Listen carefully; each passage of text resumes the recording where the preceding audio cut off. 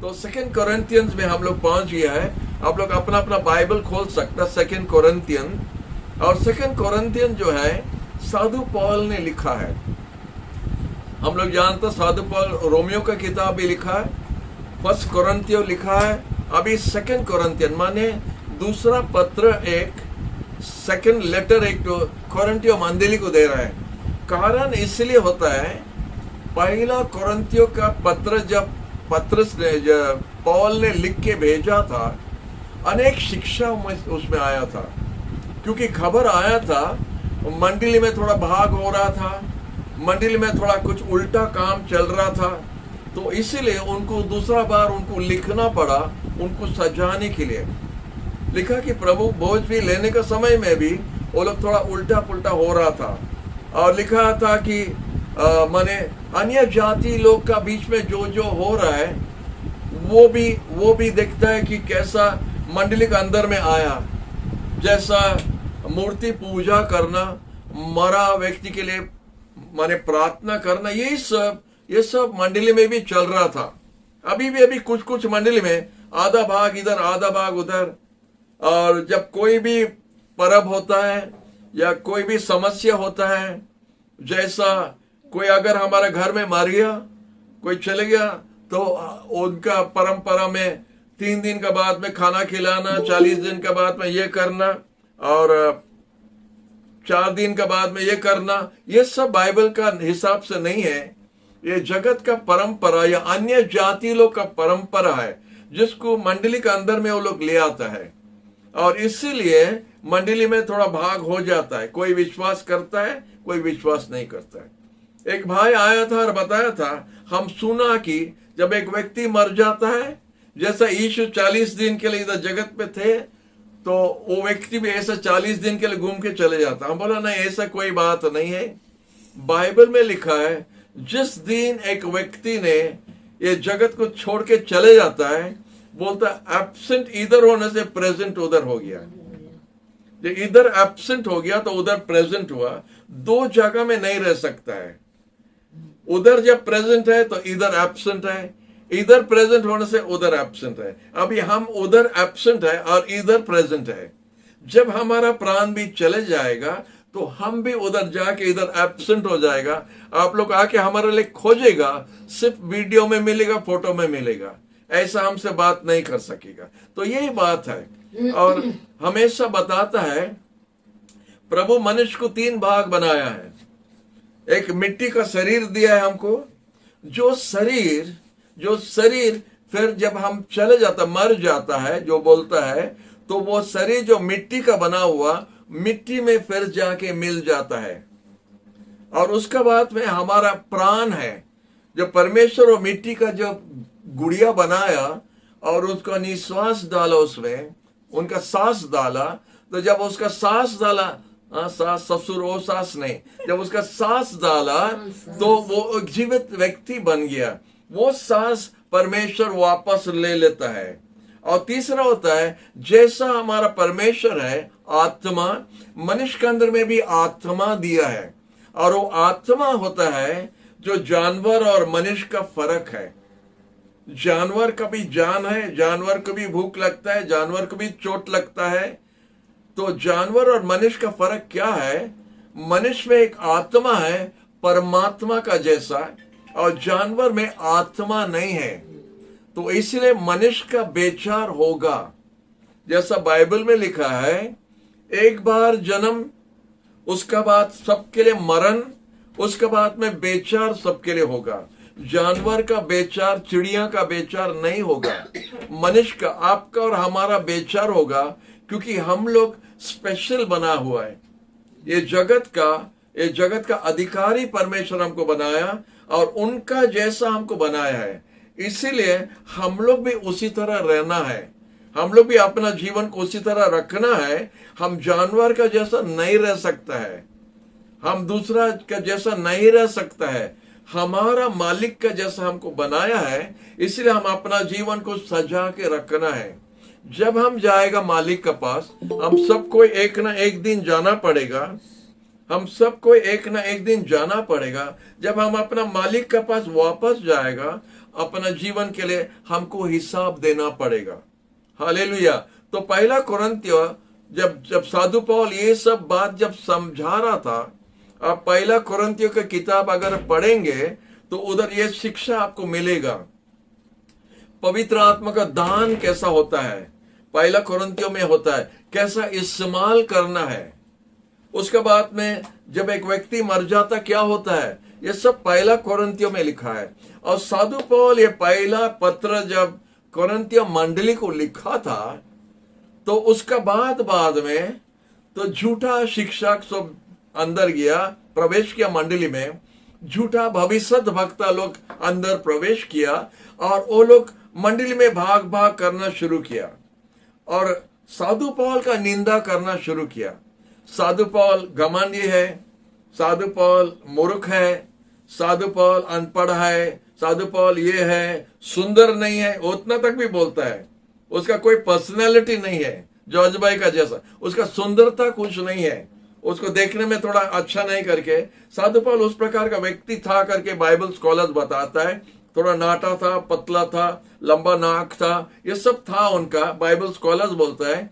तो इसलिए उसका चेहरा को भी निंदा करता था, उनका शिक्षक भी बोल रहा था और बोलता है कि वो एक प्रेरित बनने के लिए लायक नहीं है, एक प्रेरित होने के लिए वो लायक नहीं है करके उधर कितना लोग आके ये भाग भाग करता था मंडली में। इसलिए साधु पौल ये दूसरा पत्र लिखना पड़ा। हालेलुया। ये सब जब हम पढ़ रहा था, साधु पौल जैसा व्यक्ति को वो लोग निंदा कर रहा था, जो यीशु को सामने सामने देखा, दर्शन देखा, मरा आदमी को जिलाया, लंगड़ा को चलाया, ऐसे व्यक्ति जो यीशु के साथ में 14 साल के लिए था, ऐसा व्यक्ति का जब वो लोग निंदा करता है तो हम समझ गया तो आजकल का जमाना में हम लोग क्या है।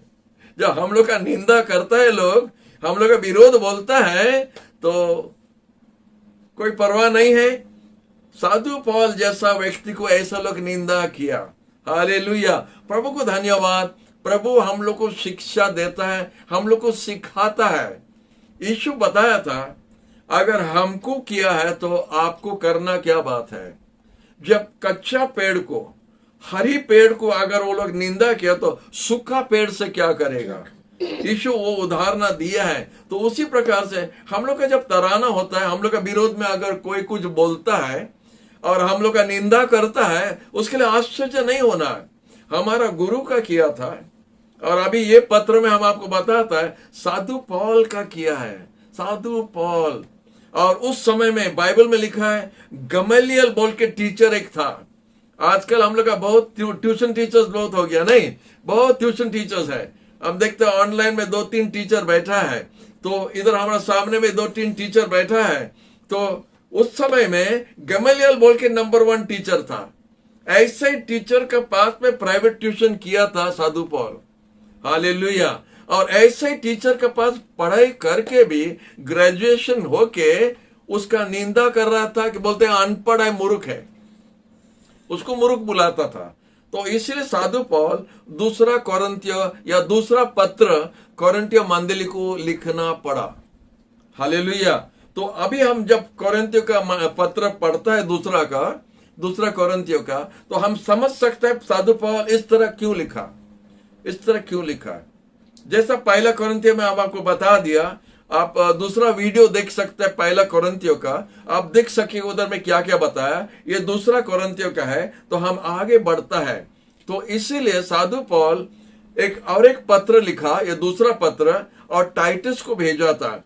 और टाइटस जाके उनसे बात करने लगा, और जब टाइटस ये पत्र दिया और उनको समझाया तो वो लोग समझ गया। और कोरिन्थियों मंडली में अनेक जन अनुताप किया। और ऐसा जो कुछ रह जाता है, अभी भी होता है कुछ फिर भी होने से। अगर आकाश नीचे उतर आया, स्वर्गीय दूत आके अभी बताया, अभी वो लोग समझने वाला नहीं है। ऐसे उस समय में था, अभी भी है। तो वैसा व्यक्ति लोग जब मंडली में रहता है, उनको ऐसा ही छोड़ देना अच्छा है। आमेन, हालेलुया। तो इसलिए प्रभु को धन्यवाद। साधु पौल ने जब टाइटस को भेजा, टाइटस जाके खबर लेके आया, अनेक जन अनुताप किया, हालेलुया।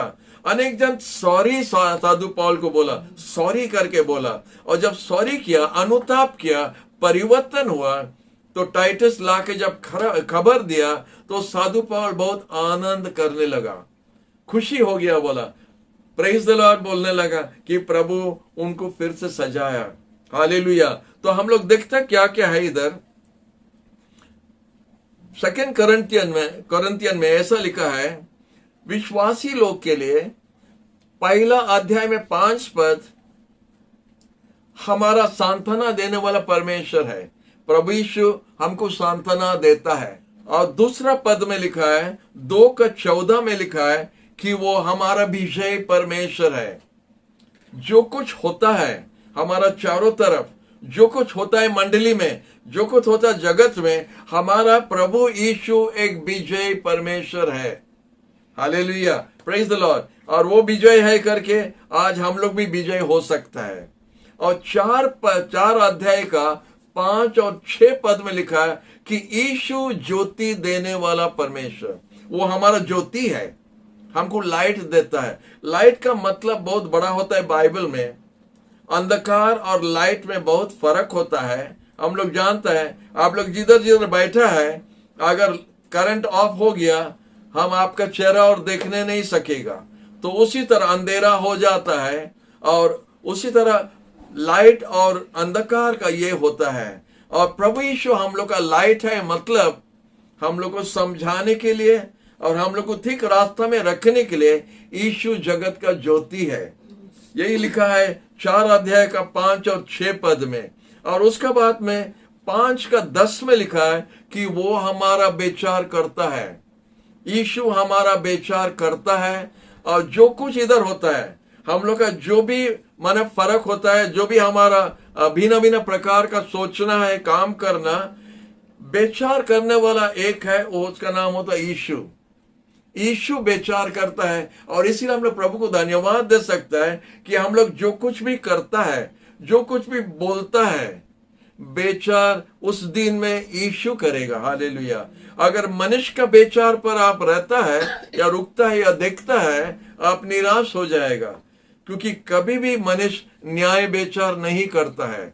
लेकिन हमारा विचार करने वाला व्यक्ति, अभी जो कुछ मंडली में होता है, जो कुछ परिवार में होता है, जो कुछ हम लोग का जीवन में होता है, उस दिन यीशु वो काम के लिए विचार करेंगे, वो हमारा विचार करता है। कोई मनुष्य का साथ में या कोई मनुष्य हमारा विचार नहीं करेगा, हालेलुया। उसके बाद में और एक देखता है, 5 अध्याय का 19 पद में लिखा है, वो हमारा समाधान करने वाला परमेश्वर, वो हमारा समाधान हमारा पिता का साथ में हमको करवाएगा, हालेलुया। और इसीलिए हमको कुछ भी चिंता करना दरकार नहीं। परमेश्वर का साथ, पिता का साथ में मिलाने के लिए यीशु आया था, और वो समाधान करके हमको अपना पिता का साथ में फिर से मिला देगा। रास्ता वो खुद बनाया, यीशु खुद रास्ता बनाया, यीशु खुद माने हमारे लिए बलि बन गया, हमारे लिए भेंट हुआ, दिया, और हमारे लिए कीमत दिया है, और हमारे लिए वो रास्ता बन गया पिता का पास पहुंचने के लिए।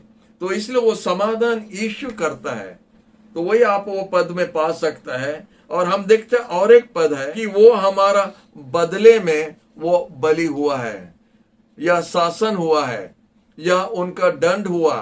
हमारा बदले उनका दंड हुआ था, हमारा जगह में उनको कष्ट उठाना पड़ा, उनको क्रूस पर जाना पड़ा, उनको माने कष्ट उठाना पड़ा हमारे लिए। माने अपराधी होता है हम, शासन होता दूसरा का। तो वही हुआ है। तो यीशु हमारा, जो इंग्लिश में बोलता, सब्स्टिट्यूट बन गया, हालेलुया। तो इसीलिए प्रभु को धन्यवाद देता है कि प्रभु ये सब हमारा बन गया है। और एक अच्छा पद इधर लिखा है 9 अध्याय का 15 पद में, यीशु होता है हमारा पुरस्कार, हालेलुया। यीशु होता है हमारा पुरस्कार। हम जो कुछ इधर करता है, पुरस्कार होता है यीशु। आप यीशु पाना सब कुछ ठीक है, और उससे और पाने के लिए और लालच मत कर, लोभ मत कीजिए और इच्छा मत कीजिए। अगर आप यीशु पाया, आप सब कुछ पा लिया, प्रेज द लॉर्ड। तो यीशु होता है हमारा तोहफा, यीशु होता है हमारा दान, हमारे गिफ्ट। तो इसलिए आनंद करो कि आप सबसे उत्तम दान पा रहे होता है यीशु। हालेलुया। उसके बाद में 10 अध्याय का 7 पद में लिखा है वो मालिक है। हालेलुया। दूसरा कोरिन्थियों का किताब में 10 अध्याय का 7 पद में बताता है, साधु पौल बताता है कि वो हमारा मालिक है, वो ओनर है, वो हमारा ओनर है, हम उसी का है, वो हमको खरीद लिया है, हम अपना आप का नहीं है। Praise the Lord. इसलिए प्रभु को धन्यवाद। उसके बाद 12 अध्याय का 9 पद में लिखा है वो शक्ति है, वो पावर है। यीशु हमारा शक्ति है, यीशु हमारा पावर है। यीशु के साथ में हम सब कुछ कर सकता है। हालेलुया। यीशु का बिना हम कुछ नहीं कर सकते। जैसा यीशु ने कहा हमारा बिना तुम कुछ नहीं कर सकता है, वो करेक्ट है। हमारा बैटरी रिचार्जिंग करने वाला होता है यीशु। अगर यीशु नहीं होता है हमारा डेड बैटरी होता है और कुछ पावर नहीं उसमें। लेकिन जब यीशु के साथ में हम कनेक्शन करता है, प्लग लगा देता है यीशु में, तो हमारा चार्जिंग होता है, हमारा पावर वही है। तो इसलिए प्रभु को धन्यवाद, ये सब परमेश्वर हम लोग के लिए दिया है। तो हम लोग देखते हैं 10 का 13 अध्याय तक साधु पौल ने जो झूठा शिक्षक को वो शासन कर रहा था, उनका विरोध में लिख रहा था, क्योंकि मंडली के अंदर में झूठा शिक्षक सब अंदर प्रवेश किया। टीचर्स लोग जो उल्टा शिक्षा सब दे रहा था, जैसा अभी भी हो रहा है। एक जन आके यही बोलता है, एक जन आके वो बोलता है। जैसा अभी कुछ दिन आगे, कल ना परसों एक जन से हम बात कर रहा था, बताया एक पद बाइबल में, एक पद है गलेशियन का किताब का 5 का 26 में ना, किसमें लिखा है कि जेरूशलेम का माँ है करके। तो एक पद लेके वो लोग अपना लाइन अलग लाइन ले लेता है, अलग लाइन ले लेता है, अलग मंडली बना देता है, अलग शिक्षा बना देता है, अलग ग्रुप लेके चले जाता है। कोई बोलता है शनिवार छोड़ के और कोई दूसरा दिन में नहीं, शनिवार होता प्रभु का दिन, शनिवार होता है प्रभु का दिन, शनिवार लेके चल रहा। और कुछ ग्रुप बोलता है सब चलेगा, सब रास्ता भुवनेश्वर जाएगा, सबको प्रार्थना करो, सबको बुलाओ, सब कुछ करो, माने खा पी के शराब पी के सब कुछ करके स्वर्गराज पहुंच जाओ। ये धर्म कौन नहीं चाहता, सब कोई चाहता है, लेकिन ये ठीक नहीं है। सब कुछ बुरा सब करके स्वर्गराज पहुंच जाएगा, ये सबको इसमें आ जाएगा, पूरा वर्ल्ड ये आपका मंडली में आ जाएगा, लेकिन ये सही बात नहीं है। यीशु के साथ चलने के लिए हमको अपना जीवन को सजाना है। यीशु आया था जगत पर ये सब से हमको सजाने के लिए, हमको ठीक करवाने के लिए, जैसा वो लेके हमको पिता का सामने में प्रस्तुत कर सकता है। यीशु हमारा महायाजक और हमारा वकील, और वो हमको लेके पिता का सामने में रखना है जो अति पवित्र है। पवित्र पवित्र परमेश्वर, स्वर्गीय दूत लोग उधर दिन रात चिल्ला रहे हैं, पवित्र पवित्र पवित्र परमेश्वर बोल के। वही पवित्र परमेश्वर का सामने में यीशु हमको लेके, आपको लेके प्रस्तुत करके रखेगा। हालेलुया। इसीलिए सावधान रहना, यही सब रास्ता में चलना संभालो। आप अपना शरीर को संभाल के रखना है और हर बुरा से आपको दूर रहना है, और यीशु आपको बल देता है सब पर विजय होने के लिए। हालेलुया। तो और कुछ हम लोग देखता है, साधु पौल 4 अध्याय में वो अपना दिखा रहा था कि वो प्रभु उनको कैसा चुना है, प्रभु उनको कैसा आह्वान किया। वो मंडली को दिखा रहा था कि कैसा प्रभु ने उनको बुलाया था, प्रभु उनको कैसा प्रस्तुत किया, प्रभु उनको कैसा शिक्षा दिया और कैसा उसको प्रेरित बनाया मंडली में। उस तरह साधु पौल अपना परिचय दे रहा था, और उसके बाद में बताता है कि हम लोग अपना प्रचार नहीं कर रहे हैं, अपना बड़ाई नहीं कर रहे हैं। 4 अध्याय का 5 और 6 पद में लिखा है, हम लोग जो कुछ बोल रहे हैं यीशु के बारे में बोल रहे हैं। बड़ाई यीशु का होना है, महिमा उसी का होना है। और हम अपोलोस का है, हम पतरस का है, हम पौल का है, ये सब मत करो, हम सब यीशु का है। Praise the Lord. और अगर हम लोग आगे बढ़ेंगे हम एक सुंदर वचन आपके सामने रखने चाहते हैं। वो सुंदर वचन, थोड़ा वचन 2 कोरिन्थियों में जो है, उसमें आप दिन भर बात कर सकते हैं। हालेलुया। 5 अध्याय का आपका 17 से 21 आप देख सकते हैं बाइबल में। हम लोग कुछ पढ़ेंगे और उसके बाद में उसके बारे में कुछ बताएगा, जो साधु पौल इतना सुंदर से हम लोग को समझाया सुसमाचार का काम कैसा हुआ, क्या हुआ और हम लोग को क्या करना पड़ता है। आइए हम लोग देखेंगे 2 कोरिन्थियों का 5 अध्याय और 17 और 18 और 19 पद हम लोग पढ़ेंगे पूरा, और 21 तक पढ़ सकते अच्छा है, लेकिन हम लोग 3 पद पढ़ के रुक जाएगा, समय दौड़ रहा है। इसलिए यदि कोई मसीह में है तो वह नई सृष्टि है, पुरानी बातें बीत गईं, देखो नई बातें आ गई हैं। अब ये सब बातें परमेश्वर की ओर से हैं, जिसने मसीह के द्वारा हमारा मेल अपने साथ कर लिया और हमें मेल मिलाप की सेवा दी। अर्थात परमेश्वर लोगों के अपराधों का दोष उन पर ना लगाते हुए मसीह में जगत का मेल मिलाप अपने साथ कर रहा था, और उसने हमें मेल मिलाप का वचन सौंप दिया है। Hallelujah, hallelujah. क्या सुंदर वचन है, क्या सुंदर वचन। और साधु पौल इधर बोल रहे हैं, हम 5 अध्याय का 17 पद से बोल रहे हैं। इधर बोलता है, अगर मसीह यीशु में कोई है, वो एक नया सृष्टि बन गया। हालेलुया। पुराना चीज सब लोप पाया है और देखो सब कुछ नया बन गया है। ये बात आप ठीक से समझने के लिए कोशिश कीजिए। प्रभु यीशु मरामत नहीं करता है, प्रभु यीशु मरामत नहीं करता है। अगर आपका फैन खराब हो गया तो सरोज भाई को बुलाने से वो फैन मरामत करता है, उसको बोलता मरामत। लेकिन अगर हम दुकान चले जाएगा और एक नया फैन लेके आएगा, वो मरामत नहीं, वो नया है। तो जब हम प्रभु यीशु के पास आता है, वो पुराना फैन हम सरोज को नहीं देता है, हम उसको रख देता है और जाके नया लेके आता है। और वो नया जो है उसी को बोलता है, प्रभु यीशु में जो आता है वो एक नया सृष्टि बन गया, माने नया फैन बन गया, नया फ्रिज बन गया। पुराना को हम एक साइड तरफ कर दिया, हमारा पुराना जीवन को हम एक तरफ कर दिया। हम मसीह यीशु में नया जन्म पाया है, नया सृष्टि हुआ है। ये पद में बहुत सुंदर से लिखा है और बैप्टिज्म में यही बात हम लोग सिखाता है। जब हम यीशु के पास आता है, हमारा पुराना जीवन जो था, हमारा पाप जो था, हम जो जो कर के आ रहा था, उसको सब हम स्वीकार करते यीशु के पास में।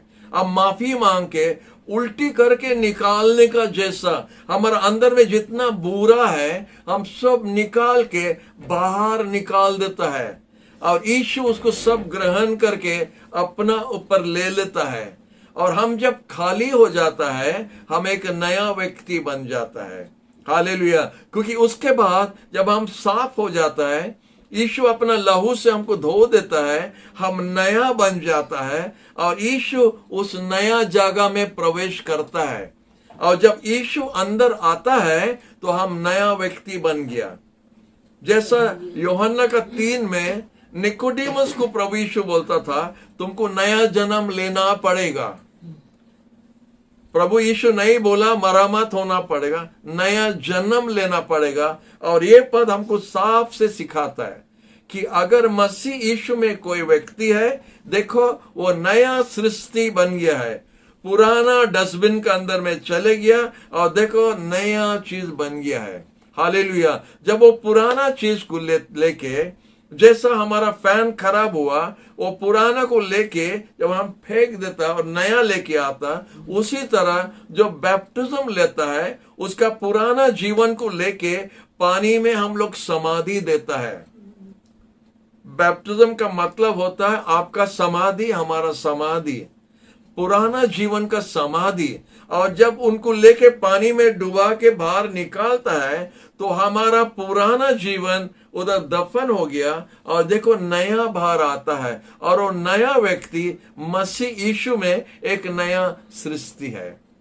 ये पद यही बात हमको समझाता है। और ये बात अगर आप समझ गया, आप जानेगा प्रभु आपसे क्या किया, आपका जीवन में क्या किया, मरामत नहीं किया, आपको नया बना दिया। अगर ऐसे भी आप बोल सकता है, अब हम लोग का लेडीज लोग रोटी बनाता नहीं, जब पहला हम लोग रोटी बेलना करता है तो कभी कभी पूरा भारत का जैसा मैप हो जाता है, कभी श्रीलंका का मैप हो जाता है, टेढ़ा बंका हो जाता है। नहीं तो उसको सजाने के लिए क्या करना, सजाना कुछ नहीं है, उसको फिर गोला बना के लेकिन कुछ समय बनाने के बाद में आपका प्रैक्टिस हो जाएगा तो ठीक गोल हो जाता है, ठीक गोल हो जाता है। हालेलुया। तो उसी तरह प्रभु यीशु हमको फिर से गोला लेके, वो मिट्टी को लेके फिर जब ऐसा मिलाता तो फिर गोल करके फिर बनाता है।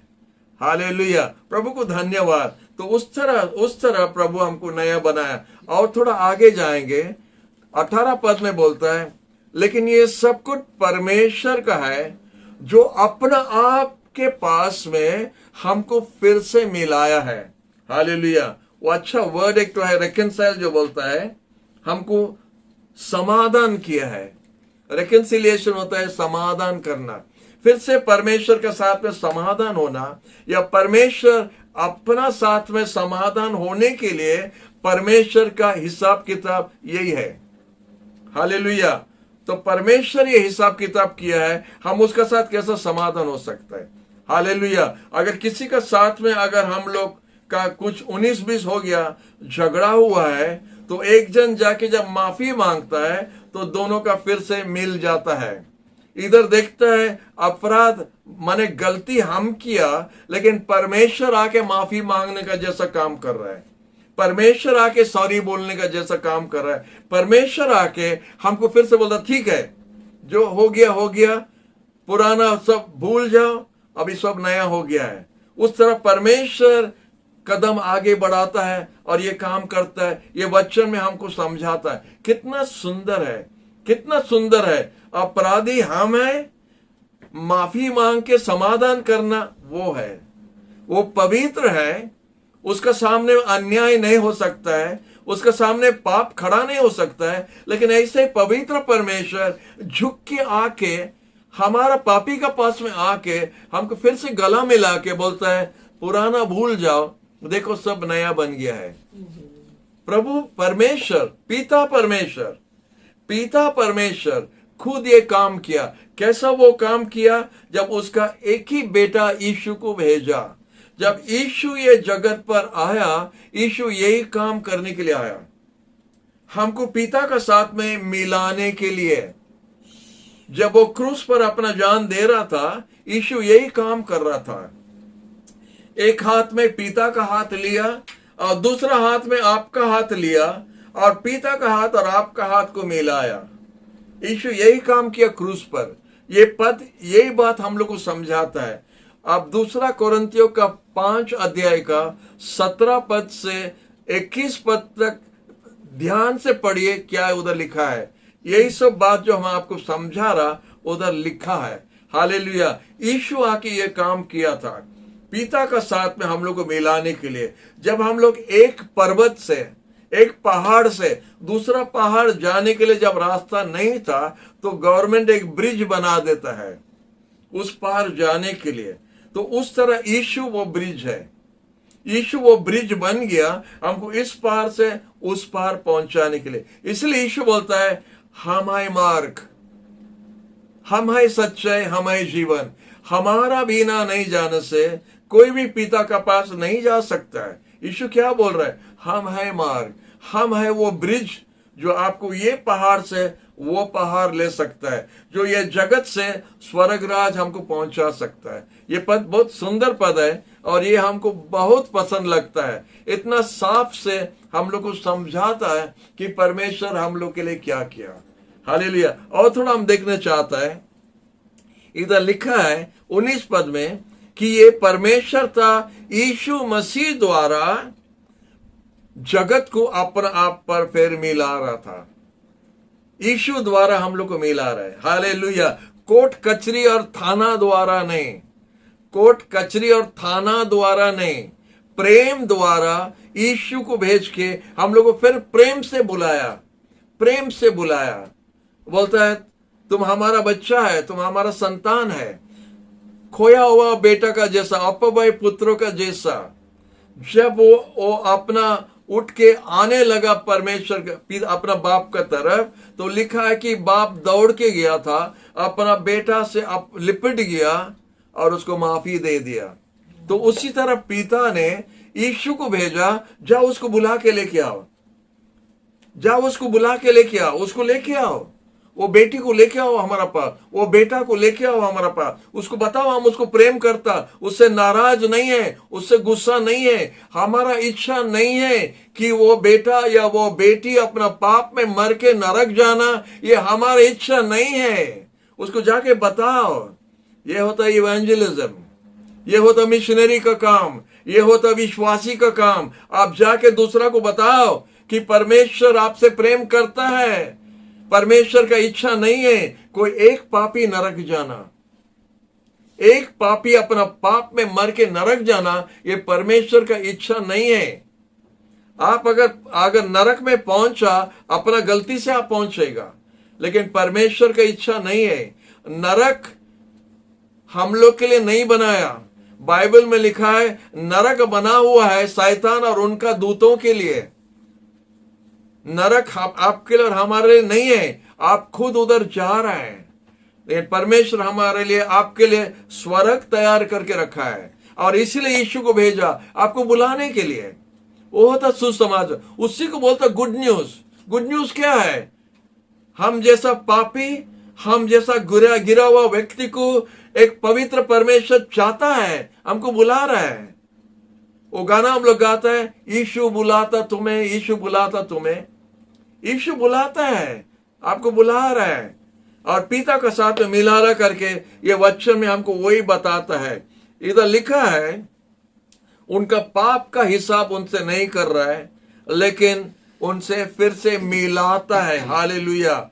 और लिखा है इसीलिए 20 पद में, इसीलिए हम लोग भी यीशु का राजदूत बन गया। करेक्ट वर्ड मिशनरी नहीं, करेक्ट वर्ड राजदूत है। जैसा हमारा भारत देश दूसरा देश को राजदूत भेजता है, यीशु हम लोग को भी राजदूत बना के जगत में छोड़ा है। यीशु का तरफ से हमको बोलना है दूसरा को, हमको बताना दूसरा को कि नरक जाना दरकार नहीं, अपना पाप में मरना दरकार नहीं, परमेश्वर से अलग होना दरकार नहीं। परमेश्वर आपसे प्रेम करता है। हालेलुया। वही उधर लिखा है आप लोग यीशु के लिए राजदूत बन गया, जैसा परमेश्वर हम लोग का द्वारा यीशु का तरफ से परमेश्वर को फिर से मिलाने के लिए अधिकार दिया। वही राजदूत का काम वही है। हम लोग लेके जगत का पापी लोग को, अन्य जाति लोग को जाके यीशु दिखाता है। हम लोग उनको दिखाता, देखो यीशु आपके लिए क्या किया है, आपका पिता का साथ में मिलाने के लिए, अपना मालिक का साथ में मिलाने के लिए, देखो यीशु क्या किया आपके लिए। तो इसलिए हम क्रूस का कहानी बोलता है।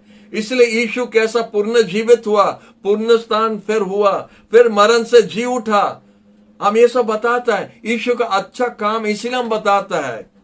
वो 4 दिन का मरा हुआ लाजर को उठाया, अंधा का आंख खोला, ये सब बात हम क्यों बताता है? हम लोग को बताता है कि यीशु कितना प्रेमी है, यीशु कितना दयालु है, यीशु क्या चाहता है मनुष्य में।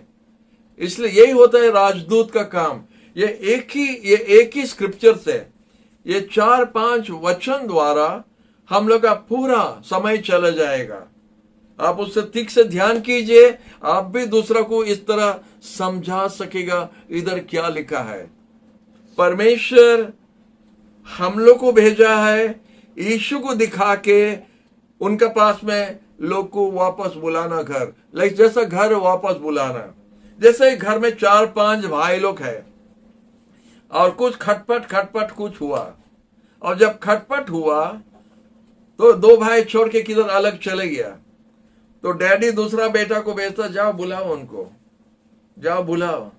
हो सकता है उनका गलती हुआ ना, इनका गलती ना, किसका गलती हुआ, लेकिन डैडी का प्रेम कुछ दूसरा है। बोलो वो बेटा को बुलाओ, भाई को जाके बुलाओ, जाके बुलाओ।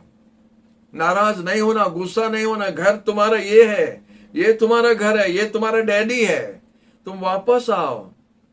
तो जो भाई लोग गया था बुलाने के लिए, वही मिशनरी है, वही राजदूत है, वही विश्वासी है, वो क्रिश्चियन है जो दूसरा को बताता है यीशु का प्रेम के बारे में।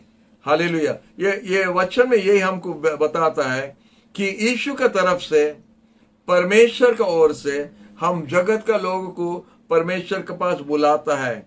और इधर लिखा है, जो पाप नहीं जानता था उनको हमारे लिए और आपके लिए पापी बना दिया परमेश्वर।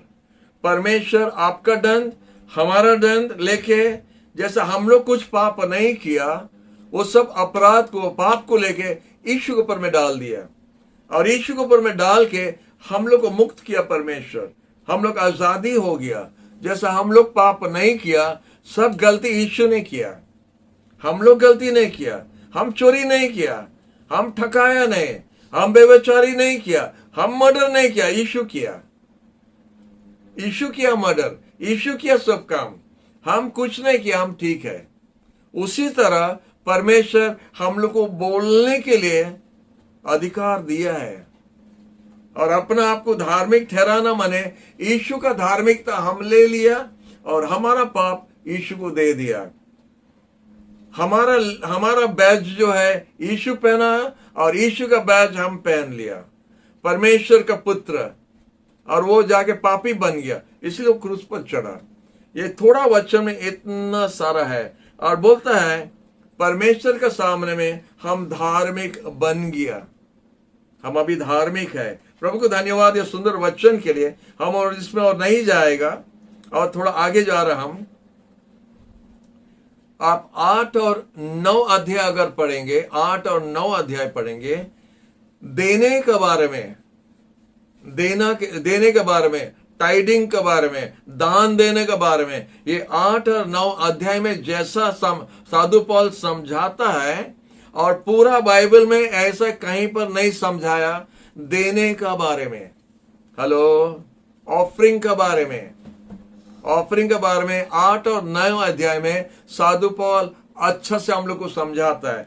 इधर बताता है 8 अध्याय में, चैप्टर 8 वर्सेस 1 to 6, किस हिसाब से देना, किस हिसाब से देना वो बताता है। और उसके बाद में 8 अध्याय का 7 से 15 तक दिखाता है देने का कारण क्या है, हमारा देने का उद्देश्य क्या है, हमारा देने का कारण क्या है। उधर साधु पौल ने हम लोग को सिखाता है। 8 अध्याय का 16 से 9 का 5 तक हम लोग देखता है जो जो हिसाब से हमको देना है। ये नहीं कि खाली ऐसा दे दो ऐसा नहीं, एक हिसाब है देने में हिसाब है। आप लोग मंडली को देता है करके, आज मंडली में कितना काम हो सकता है। आप आगे को देता है करके आज मिशनरी रख सकता है। तो देना में हमारा दरकार है, हमारा देने द्वारा काम होता है। Praise the Lord. तो साधु पौल अच्छे से समझाता है देने के बारे में। उसके बाद में 9 अध्याय 6 पद से 15 पद तक परमेश्वर हमारा देना पर क्या क्या आशीष देने के लिए प्रतिज्ञा दिया, उधर लिखा है। परमेश्वर हमारा एक गिलास का पानी तक बेकार में नहीं लेता है। हालेलुया। वो लेके खाली थैंक यू नहीं बोलता है, उसका साथ में पुरस्कार है। बोलता जिसको भी आप एक गिलास ठंडा पानी हमारा नाम में देगा तो उसका पुरस्कार वो हराएगा नहीं। वो बात इधर साधु पौल हम लोग को समझाता है कि हमारा परमेश्वर का प्रतिज्ञा क्या क्या पाता है हमारा देने द्वारा। ये 8 और 9 अध्याय में आप ध्यान से पढ़ के, चैप्टर 8 चैप्टर 9 देने के बारे में लिखा है। प्रभु को धन्यवाद। ये सब हम लोग देखता है कि परमेश्वर कैसा साधु पौल को ये ज्ञान दिया है, इसलिए वो नंबर 1 प्रेरित है। नंबर 1 साधु पौल का जैसा ऐसे जो पत्र है कोई नहीं लिख सकता है। वो शिक्षा डायरेक्ट यीशु से पाया, यीशु से आत्मा का अभिषेक पाया। यीशु के पास में प्राइवेट ट्यूशन लेने का जैसा था। 14 साल अरेबिया में था, यीशु से शिक्षा पा रहा था और आके हमारा बाइबल का 13 किताब वो लिखा है। प्रभु को धन्यवाद। हालेलुया। तो ये सब ज्ञान प्रभु से पाके ये सुंदर सुंदर पत्र सब लिख सका, और ये सब लिखा है करके इसीलिए हम लोग जान सकता है कि बाइबल में क्या क्या है, कैसा हमको चलना है। तो प्रभु को धन्यवाद, ये सब वचन हम लोग देखने द्वारा हम लोग जान सकता है कि कैसा साधु पौल एक अध्याय से चैप्टर 1 to chapter 9 साधु पौल उधर जो विरोधी लोग है उनको जवाब दे रहा था। एक चैप्टर 1 to chapter 9 तक विरोधी लोग जो फॉल्स टीचर्स जो है और फॉल्स प्रॉफिट जो है उनको साधु पौल ने जवाब दे रहा था, क्योंकि वो लोग उनका विरोध में बोल रहा था करके। उसके बाद में 10 अध्याय से 13 अध्याय तक उधर साधु पौल बताता है कि कैसा झूठा भविष्य वक्ता लोग, झूठा शिक्षा को वो लोग कैसा सजा पाएगा, मंडली में कैसा काम होना है, मंडली में कैसा काम नहीं होना, उस तरह वो बताता है। पहले वो बताया वो कौन है, वो क्या है, वो अपना आप से प्रेरित नहीं बना, प्रभु खुद उसको दर्शन दिया, उससे बात किया, उनको चुना, और इसीलिए वो क्रिश्चियन लोग को मारने का जगह में अभी खुद मार खा रहा था प्रभु के लिए। उसी तरह बदल गया साधु पौल, सॉल से पौल बन गया। और इसीलिए विरोध करना वो व्यक्ति लोग, उनको उंगली दिखाना व्यक्ति लोग को, इसलिए दूसरा पत्र लिखा, 2 कोरिन्थियों मंडली को इसलिए लिखा था, यही सब बात उनको समझाने के लिए। Praise the Lord. प्रभु को धन्यवाद।